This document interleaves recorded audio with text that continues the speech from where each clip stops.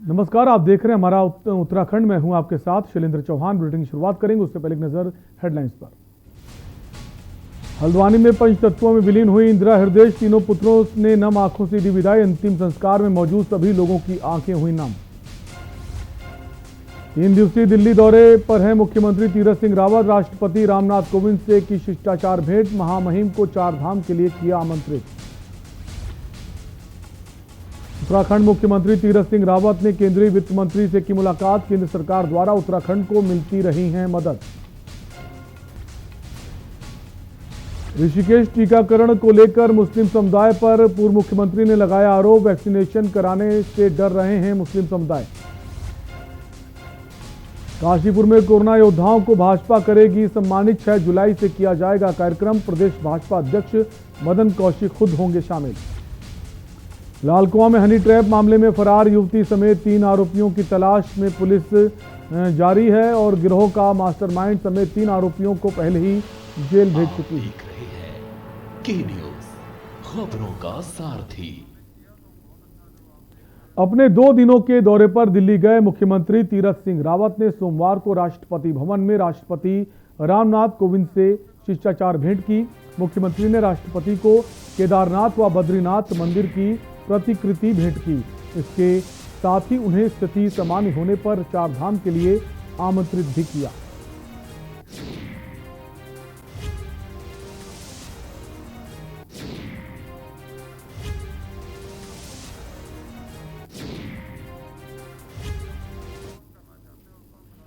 मुख्यमंत्री तीरथ सिंह रावत ने सोमवार को नई दिल्ली में केंद्रीय वित्त मंत्री निर्मला सीतारमण से भेंट की। मुख्यमंत्री ने कहा कि प्रधानमंत्री नरेंद्र मोदी जी के मार्गदर्शन में उत्तराखंड में बहुत विकास परियोजनाओं पर काम चल रहा है, सहयोग किया जाता रहा है। मुख्यमंत्री ने कहा कि जीएसटी के लागू होने के बाद उत्तराखंड राज्य को राजस्व हानि उठानी पड़ती है। इसे देखते हुए केंद्र द्वारा राज्य को जीएसटी कंपनसेशन मंजूर किया गया, परंतु इस कंपनसेशन की अवधि जून 2022 में समाप्त होने जा रही है। कोविड की आपात स्थिति में राज्य के वित्तीय संसाधनों पर विपरीत प्रभाव पड़ा है।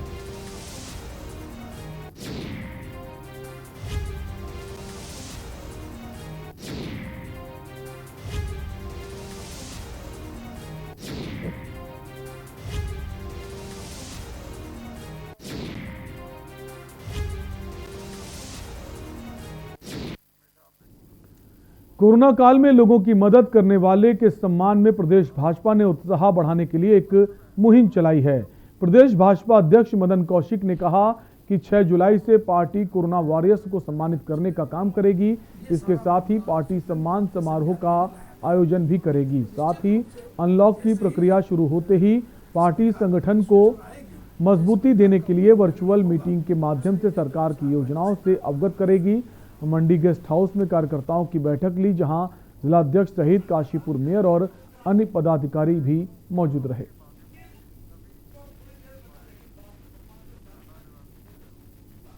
पार्टी ने कोरोना के संक्रमण काल में, चाहे पहली वेव आई हो या सेकेंड, अपने कार्यकर्ताओं के माध्यम से सेवाई संगठन पार्ट 1 और सेवाई संगठन पार्ट 2 जो अब चल रहा है, बड़ी ताकत के साथ जनता के बीच में काम किया। जहां हमारे युवा मोर्चे ने हजारों यूनिट ब्लड डोनेट करने का काम किया, वहीं महिला मोर्चे ने जहां ब्लड डोनेट किया, वहीं कम्युनिटी किचन चलाकर और अपने हाथों से मास्क सिलकर जनता में बांटने का काम किया। खबर हल्द्वानी से है, जहां इंदिरा हृदय को रानी बाग में उनके 3 पुत्रों द्वारा मुखाग्नि दी गई। इस दौरान पूर्व मुख्यमंत्री हरीश रावत, नैनीताल सांसद अजय भट्ट, कैबिनेट मंत्री यशपाल आर्य, विधायक संजीव आर्य सहित कई कांग्रेसी नेता मौजूद रहे।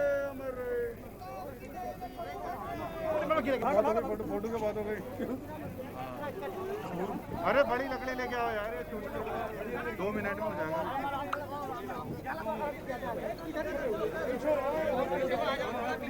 हम सबको आंसू में डुबो करके अंतिम यात्रा में प्रस्थान कर गई।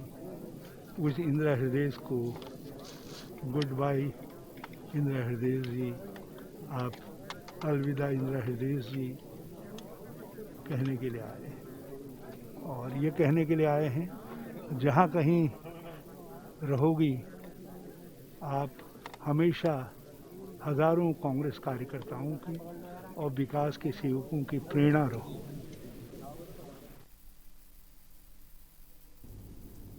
खबर ऋषिकेश से है, जहां प्रेस वार्ता के दौरान पूर्व मुख्यमंत्री त्रिवेंद्र सिंह रावत ने मुस्लिम समुदाय पर कोरोना का टीका न लगाने को लेकर बयान दिया है। पूर्व मुख्यमंत्री त्रिवेंद्र सिंह रावत ने कहा कि कोविड-19 के वैक्सीन लगवाने से मुसलमानों को डर लगता है, जबकि सभी लोगों को कोरोना का टीका लगवाना चाहिए। ऐसे में एक समुदाय जो इस टीकाकरण से डरकर कोरोना की गंभीर बीमारी को बढ़ाने का काम कर रहा है। वहीं उन्होंने कहा कि मुस्लिम समुदाय के लोगों को वैक्सीनेशन जरूर कराना चाहिए।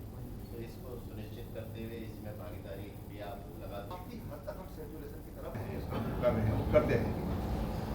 तीसरी बात मैं कहना चाहता हूँ कि अभी हमारे देश में जो मुस्लिम कम्युनिटी है, नाम लेकर बोल रहा हूँ जानबूझ करके, जो मुस्लिम कम्युनिटी है अभी वो टीकाकरण से बच रहे हैं।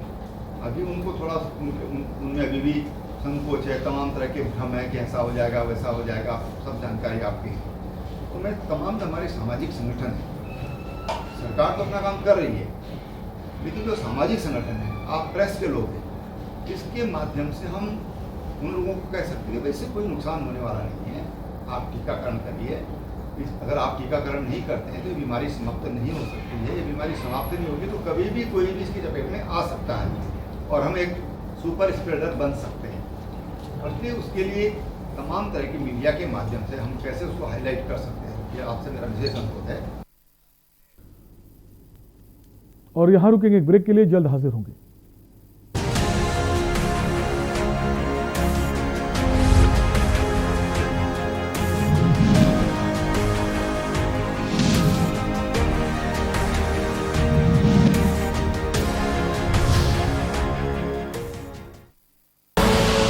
आप देख रहे हैं के न्यूज, खबरों का सारथी।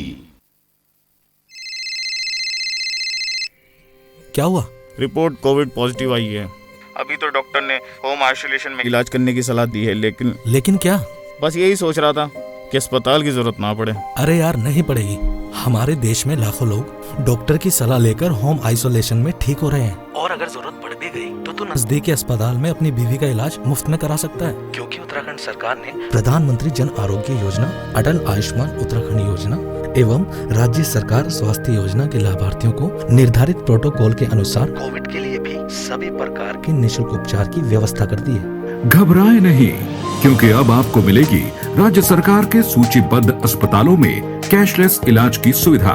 प्रधानमंत्री जन आरोग्य योजना, अटल आयुष्मान उत्तराखंड योजना एवं राज्य सरकार स्वास्थ्य योजनाओं से आपको मिलेगा कैशलेस उपचार। जी हाँ, कोरोना संक्रमित होने पर अस्पताल में भर्ती होने पर सरकार अस्पताल को सीधे भुगतान करेगी। मरीज को चिंता करने की बिल्कुल भी जरूरत नहीं है।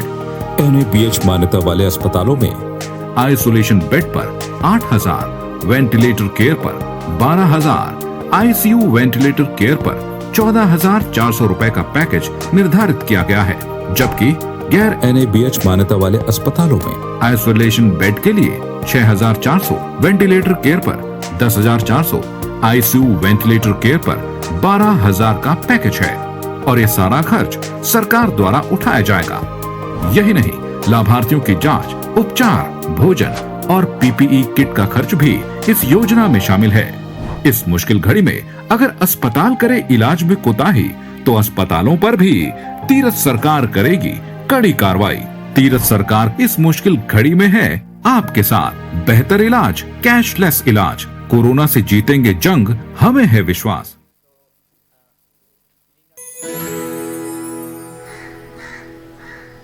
अब हारने के लिए तैयार हो जा चुटकी। ये देख क्वीन मेरी। भाभी देखो ना भैया। अरे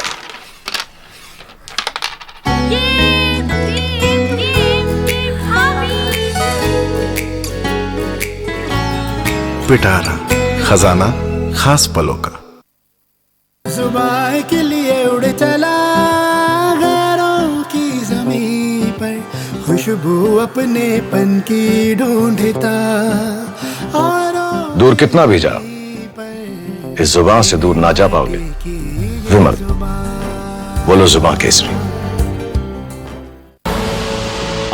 देख रहे हैं के न्यूज, खबरों का सारथी।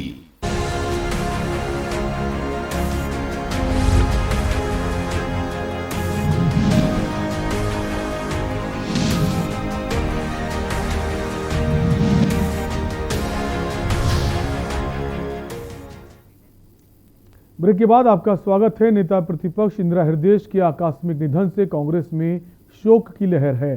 जहां एक तरफ हल्द्वानी में इंदिरा हृदयेश के अंतिम दर्शन के लिए सभी नेताओं का सैलाब उमड़ा, तो वहीं राजधानी में भी कांग्रेस ने भारी संख्या में इकट्ठे होकर उनको श्रद्धांजलि देते हुए पुष्प अर्पित किए और इंदिरा हृदयेश अमर रहे के नारे लगाए। इस दौरान मौजूद कांग्रेस प्रवक्ता गरिमा दसौनी का कहना है कि उनके निधन से प्रदेश को भारी क्षति हुई है।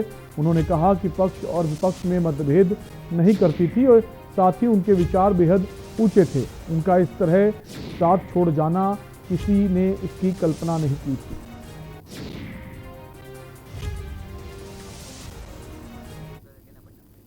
देखिए, इंदिरा जी के जाने से एक खालीपन सा हो गया है और उस खालीपन को भरने में बहुत वक्त लगेगा। एक मूर्धन्य नेता, एक ऐसी मर्मज्ञ जिसके आगे सब पानी भरते थे, उनके संसदीय ज्ञान के सामने मुझे लगता है कोई टिक नहीं पाता था, चाहे वो पक्ष का हो विपक्ष का हो। ऐसे में लगातार जिस तरह से वो एक महिला नेत्री के रूप में चेहरा बनकर उभरी, हम सब के लिए एक प्रेरणा स्रोत है। जो हम हाल ही में आए हुए लोग हैं राजनीति में, हम सब के लिए बहुत बड़ी सिखलाई वो छोड़ के गई हैं। काशीपुर से है। यहां नैनीताल के पूर्व सांसद बलराज पासी ने रुद्रपुर विधायक राजकुमार ठुकराल के धरने पर बैठने को सही ठहराया। उन्होंने कहा कि जनता की आवाज उठाना गलत नहीं है, वे जनता के प्रतिनिधि हैं और जरूरत पड़ने पर आवाज उठाना कहीं भी गलत नहीं है। भारत सरकार पर चले जाते हैं, उसके अकॉर्डिंग हम मानते हैं। अभी पिछले दिनों ये सारा मामला सुप्रीम कोर्ट के संज्ञान में भी लाया गया। निर्णय होगा, उस निर्णय के अनुसार राज्य सरकार भी काम करेगी। 2 घंटे बाद पिताजी की तबीयत खराब हो गई, लेकिन उसको थोड़ी देर लगा, लेकिन बाद में भगवान से प्रार्थना की, सुबह तक वो ठीक है, बाद में हॉस्पिटल ले गए। बाजपुर के पूर्णानंद तिवारी पुस्तकालय में कांग्रेस कार्यकर्ताओं ने नेता प्रतिपक्ष इंदिरा हृदयेश के चित्र के सम्मुख पुष्प अर्पित कर श्रद्धांजलि अर्पित की। इस दौरान कांग्रेस कार्यकर्ताओं ने भगवान से दिवंगत आत्मा को अपने चरणों में स्थान देने की प्रार्थना की। आपको बता दें, नेता प्रतिपक्ष इंदिरा हृदयेश के निधन के बाद प्रदेश भर में शोक का माहौल बना हुआ है, जिसके चलते बाजपुर के पूर्णानंद तिवारी पुस्तकालय में कांग्रेस जिला अध्यक्ष जितेंद्र शर्मा द्वारा शोक सभा आयोजित की गई। इस दौरान कांग्रेस कार्यकर्ताओं ने नेता प्रतिपक्ष इंदिरा हृदयेश के चित्र के सम्मुख श्रद्धा सुमन अर्पित किए। आज सिर्फ कांग्रेस पार्टी को नहीं, पूरे उत्तराखंड के लिए एक अपूर्णीय क्षति है। डॉक्टर इंदिरा हृदयेश जी का कद एक उत्तराखंड के अंदर बहुत बड़ा कद था। विकास की सोच रखने वाली और हमेशा उत्तराखंड को आगे लेके चलने वाली सोच रखती थी वो। हम देख सकते हैं कि आज कांग्रेस परिवार तो दुखी है ही है, बाकी अन्य दलों के लोग भी बहुत ज़्यादा दुखी हैं, क्योंकि जो उनकी शख्सियत थी और जो उनकी विकास की सोच थी, भले ही आज हम विपक्ष में हैं, लेकिन सत्ता पक्ष के मुख्यमंत्री को भी कभी कोई सलाह मशवरा करना होता, संसदीय कार्य के बारे में जानकारी लेनी होती थी, तो वो सीधे डॉक्टर इंदिरा हृदयेश जी के पास जाते थे। रुकेंगे एक ब्रेक के लिए, जल्द लौटेंगे।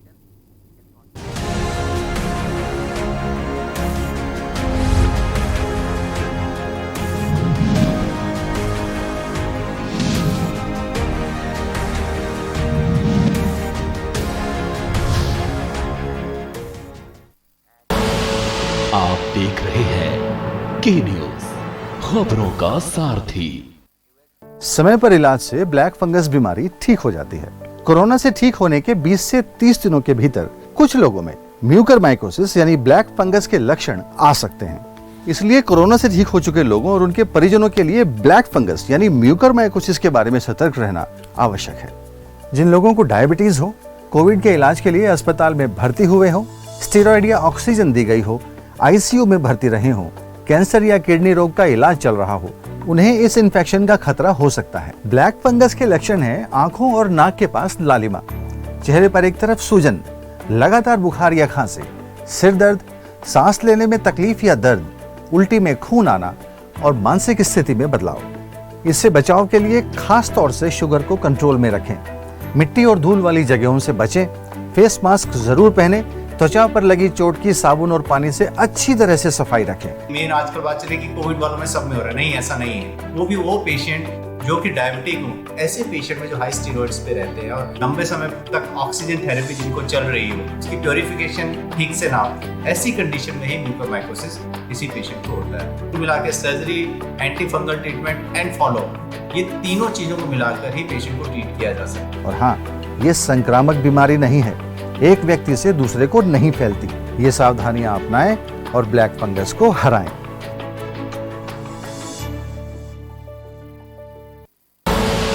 आप देख रहे हैं के न्यूज, खबरों का सारथी।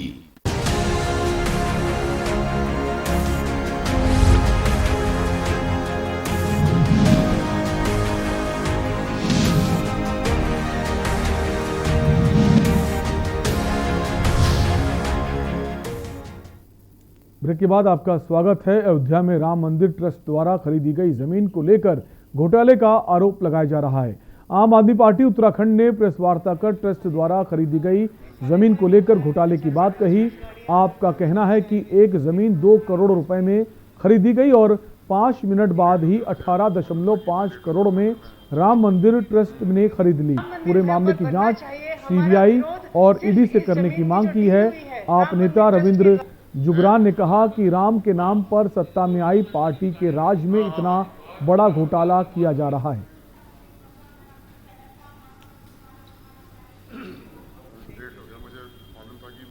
ये संजय सिंह जी ने कल इसको उजागर किया, भाई ये तो ट्रस्ट की ने जो जमीन खरीदी है, ये जमीन पहले 2 करोड़ में खरीदी गई और खरीदने वालों ने विदिन मिनटों में इसको 18 करोड़ में बेच दिया।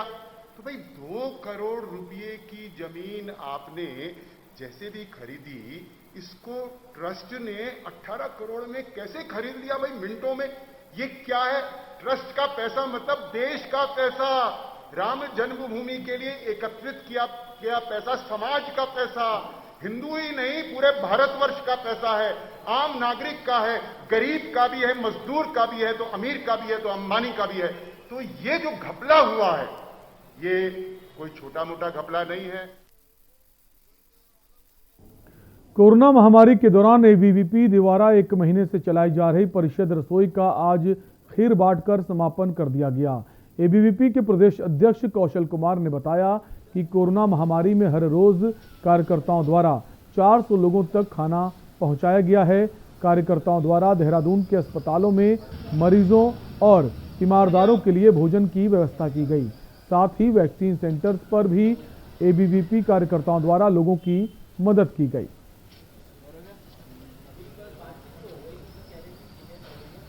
हमारे अखिल भारतीय विद्यार्थी परिषद उत्तरांचल में सभी जगह, कई जगह हमारे ये रसोई का कार्यक्रम चल रहा था। देहरादून में लगभग हमारे ये अभी जो कंटिन्यू हुआ है, तो इसमें आज 28वां दिन है, लेकिन हम 6 दिन पहले भी कर चुके हैं। लगभग हम 35-36 दिन हमने रसोई का काम किया है और उसमें हमारा मुख्य उद्देश्य था कि जहाँ हॉस्पिटल थे, हॉस्पिटल में जो पेशेंट थे या उनके तीमारदार थे, उनको भोजन की व्यवस्था कराना, ये हमारा मेन उद्देश्य रहा। हम लगभग 300 से 400 भोजन डेली वितरित कर रहे थे और इसके साथ साथ जो कोविड से रिलेटेड जो वैक्सीन से रिलेटेड प्रॉब्लम थी या जहां सेंटर बने हुए थे, वहां भी हमारे कार्यकर्ता लगातार वहां निःशुल्क या निस्वार्थ सेवा कर रहे थे। एक और ब्रेक के लिए फौरन लौटेंगे।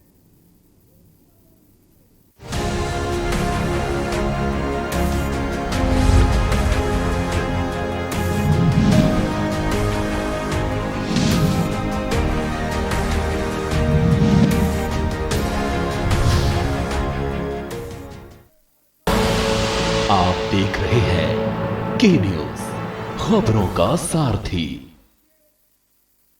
क्या राजू, इतना क्यों खांस रहे हो? तबीयत तो ठीक है तुम्हारी? अरे कुछ नहीं यार, वो थोड़ा सा बुखार है। मिर्च से दवाई लूंगा। और राजू, हमें कोरोना वायरस को बिल्कुल भी हल्के में नहीं लेना चाहिए। कैसी बात करता है यार, तो दोस्त है कि दुश्मन? बेकार का खर्चा करवाएगा। अबे 2-3 दिन दवाई लूंगा। और डॉक्टर हूँ इसलिए समझा रहा हूँ तुझे, लक्षण है तो अपना कोविड टेस्ट करवा लो। ठीक है, मैं 2-3 दिन में अपनी जाँच करवाता हूँ। अरे नहीं, तुरंत कोविड टेस्ट कराओ अपना। रिपोर्ट आने तक खुद को आइसोलेट करो। समय से जांच न करवाने और चिकित्सक के परामर्श न लेने के कारण लोग गंभीर रूप से बीमार हो सकते हैं। समय रहते इसकी पहचान करना जरूरी है राजू। ठीक है डॉक्टर साहब, मैं आज और अभी अपनी जांच करवाता हूँ। जल्द से जल्द डॉक्टर से परामर्श लेकर अपना इलाज करवाओ। और हाँ, अब उत्तराखंड सरकार ने लक्षण आने पर दवाई देने का प्रावधान भी शुरू कर दिया है, समझे? घबराएं नहीं, कोरोना का टेस्ट समय से करवाएं। रिपोर्ट आने तक खुद को आइसोलेट करें। जल्द से जल्द डॉक्टरी परामर्श लें। समय रहते हॉस्पिटल जाएं। कोरोना के लक्षण को समय से पहचानना जरूरी है। कोविड वैक्सीन अवश्य लगवाएं, मास्क पहने और सोशल डिस्टेंसिंग का पालन करें। सूचना एवं लोक संपर्क विभाग द्वारा जनहित में जारी। पर ये दिल है कि चख रहा है उन्हीं अल्फाजों का दूर कितना भी जाओ, इस जुबान से दूर ना जा पाओगे। विमल, बोलो जुबान केसरी।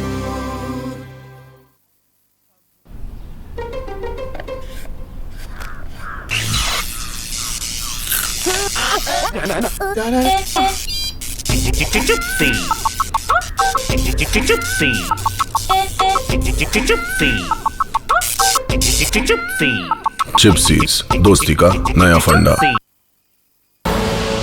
आप देख रहे हैं के न्यूज, खबरों का सारथी।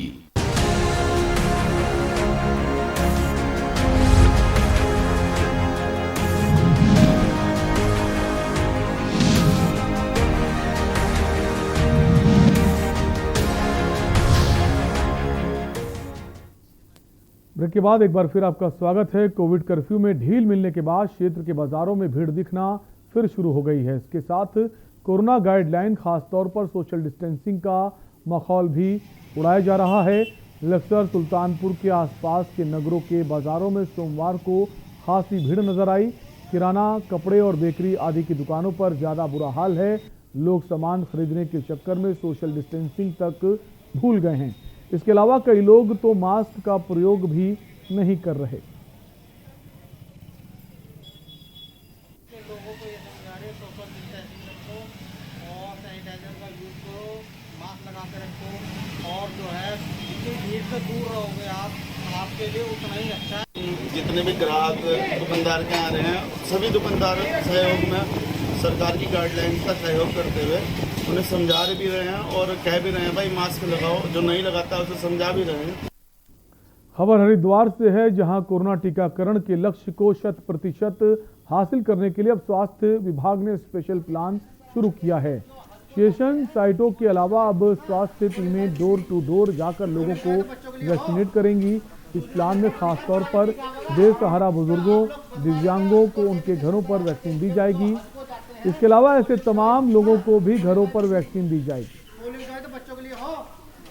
देखो, प्लान ये है कि जो डीएम सर और सीएम साहब के निर्देशन में जो स्ट्रेटेजी अपनाई गई कि हर आदमी को कैसे वैक्सीनेशन उनको कराया जाएगा। जो 45 प्लस के लोग हैं, पहले कुछ लोग आनाकानी कर रहे थे, विशेष समुदाय के लोग या जिन लोगों को जागृति नहीं है, जो लोग भ्रम में थे, कम पढ़े लिखे थे, उन लोगों को वैक्सीनेशन कराने के लिए हम लोगों ने स्ट्रेटेजी अपनाई। जो वृद्ध लोग हैं, जो बीमार लोग हैं, जो अपंग हैं, जो आ नहीं सकते, उन लोगों को हमने घर जाकर भी वैक्सीनेशन कराने का लक्ष्य लिया है।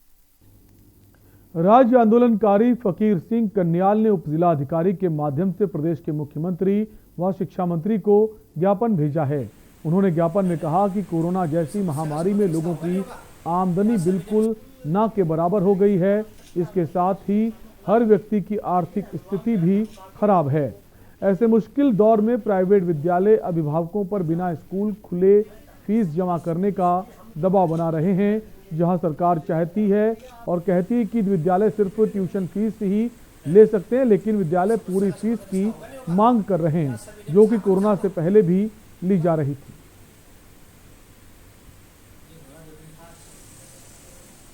पहले तो हमारा जो मुद्दा इससे पहले राशन कार्ड का रहा है, वो राशन कार्ड का मुद्दा हमने जब पूर्ति से बात करी तो आज शक्ति फार्म में राशन कार्ड ऑनलाइन होने के लिए शिविर लगा है। मैं स्थानीय जनता का धन्यवाद देना चाहता हूँ और उनको बधाई देता हूँ कि जो हमारे साथीभाइयों के मेरे अपने बीच के लोग थे, उनकी लड़ाई सफल हुई, उनको इसलिए बधाई देता हूँ। कल 2 ज्ञापन आए, एक माननीय शिक्षा मंत्री जी को एड्रेस्ड है और एक माननीय मुख्यमंत्री जी को। हमारे यहाँ से ये डीएम कार्यालय को भेज दिया जाएगा, वहाँ से आगे अग्रसारित होगा। इन्होंने अपने ज्ञापन में लिखा है कि प्राइवेट स्कूल मनमानी फीस वसूल कर रहे हैं, क्योंकि इन्होंने आगे के लिए ज्ञापन दिया है तो हमारे यहाँ से फॉरवर्ड हो जाएगा। खबर विकास नगर से है, जहां 23 वर्षीय युवक की हत्याकांड मामले में कोतवाली विकास नगर पुलिस ने महज 24 घंटे में ही मामले का पटाक्षेप करते हुए हत्या आरोपी को गिरफ्तार किया है, जबकि हत्याकांड में शामिल उसका भाई अभी भी फरार है, जिसकी धरपकड़ के लिए कोतवाली पुलिस आरोपी के संबंधित ठिकानों पर दबिश दे रही है। गांव से लगे हुए चाय बागान में एक अज्ञात जिसकी शिनाख्त कराई गई, तो शिनाख्त करके ग्राम लक्ष्मीपुर के सौरभपुत्र राजकुमार के रूप में और हत्या के कारण के लिए एक टीम गठित की गई थी, जिनके द्वारा अथक प्रयास करके कंचन को गिरफ्तार किया गया है। और उत्तराखंड की खबरों में अभी के लिए इतना ही। बाकी खबरों के लिए बने रहिए के न्यूज़ इंडिया के साथ। नमस्कार।